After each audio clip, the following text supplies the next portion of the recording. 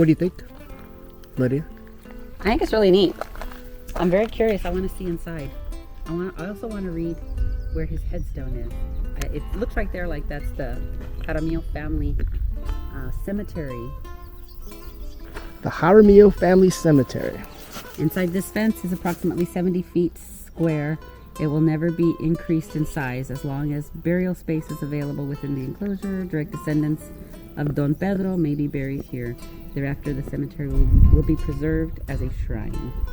This is F, and I got Lily with me. Lily, tell them where we're at. Hi, I'm Lily Mount. We are in Jalfurias at the shrine for Don Pedrito Jaramillo. Don Pedrito Jaramillo, as he is affectionately remembered, was a curandero. He is revered for healing a multitude of people over a span of decades. So we're here to learn more about him. So, this is the family cemetery. This is where descendants of Don Pedrito have been laid to rest. We looked at some of the headstones, and there is an indication of a couple of different families, maybe three. We have the Barrera family, the Science family, and we also have an individual by the last name of Harland who is buried here. Maybe we'll learn more about them when we go inside. But you can tell it's a really old cemetery. It is very old. Some of these people passed in 1906. And so this cemetery is built on where Don Jaramillo used to have his hut, right? Exactly. He had an adobe hut here where he would meet with the people who would come to see him and ask for medical help, and this is where he lived. So he had an adobe hut, and he would prepare on this property. He grew beans and corn, and that was what he used to feed the people who would come ask him for medical care. So it all went down here. This is where people would come and they would wait, and he would have hundreds of people a week. And some people who couldn't make it out here actually would write him letters to ask for assistance, and he would send them his recetas, or in English as we would say prescriptions, so that they could create the homemade remedies that he would give the people who would come see him. And he had a huge following. People truly believed in him. The thing with him was he didn't just prescribe homemade cures or home remedies. He tied it all in to faith. And so it was a blend of the Catholic faith together with the homemade recipes that he used that healed people. And that's why he was known as a great curandero. And it worked. People came to him because what he did actually healed them.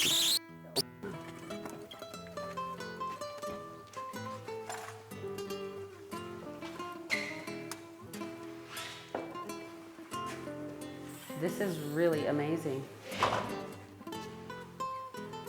So we've got benches, and here is his headstone. So his headstone reads, Pedro Jaramillo, el benefactor de la humanidad, the benefactor of humanity. He was born in Guadalajara, near Guadalajara, in Jalisco, Mexico, and he ended up coming to the United States and lived here for a great number of years. And he died here at the age of 77 in July of 1907. So he lived a long time. He was known for his long white beard and for the scar across his face, which was actually the result of an injury that he suffered. He was on a horse, and the horse ran into a tree branch that knocked him unconscious, and it tore the skin off his nose, and he ended up with a broken nose. So this is a huge part of South Texas history, and he had such an enormous effect on so many people. People would travel here daily, and he was so effective that at the time, many people would see him instead of traditional medical physicians. And part of that was because the physicians at the time were not Hispanic. It was primarily a profession for Caucasians. So what you're saying, like, Lily, is the white people didn't want to treat Mexicans. They didn't want to treat them, and when they did, they weren't kind to them. They made them feel inferior. And of course, being the victims of that kind of treatment, they didn't want to repeat it. And word got around, and most people decided to seek alternative treatment, and they sought that treatment from Don Pedro Jaramillo, which got him into a little bit of trouble because the establishment didn't like the competition. Of course, of course. The United States Medical Association, representing the Caucasian medical providers, and the United States Postal Service, which was also run by Caucasians, challenged him in federal court, and he was charged with selling basically fake remedies.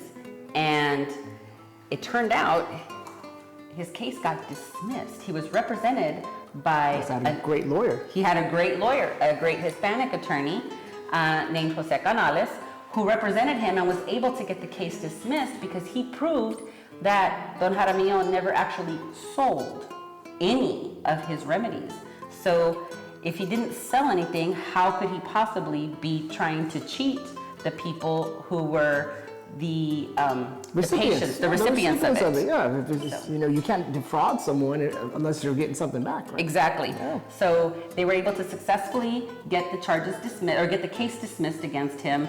And the attorney even pointed out that one of his remedies cured the attorney's mother of a grave illness that a traditional professional doctor could not cure. So we're also joined today by our friend JD Ellis, and we want to get your impression. What do you think of the shrine here for Don Pedrito Jaramillo? Honestly, for a holistic healing, or just natural healing, it's pretty interesting to know about all the people that went to him, came to him, asked about him, stuff like that, and it's just crazy. Like, to know that his force, his energy is still alive within everybody's thoughts today. It's crazy. So when you talk about his energy being here, you actually do feel sort of a healing calmness when you're in here. I think some of it is the fact that you've got several areas where you can kneel and pray, but you've also got the candles, and you've got the other religious icons in statues. We also have his particular statue here. Also, I think it's because of all the notes that are written too. I mean, just like, not to pry into people's business, right? But just reading a few key words of cancer or family and heal and all that, like you feel it, It's crazy. It is. Do you notice anything about the statue of Don Jaramillo? I noticed it looks like it's well kept, but it's definitely been through some things. Yes, so unfortunately the shrine was actually vandalized not too long ago, but the people of the community rallied together. They cleaned the entire area and they repaired the statue. So it's now back in its almost original state, and it's looking pretty good. It's still a great representation of Don Jaramillo and all of his works. So that was the shrine of Don Pedrito Jaramillo. We hope you enjoyed the visit, and we hope you learned something about a South Texas legend who still has a very special place in many people's hearts. Thanks for joining us. Okay, I'll stay away.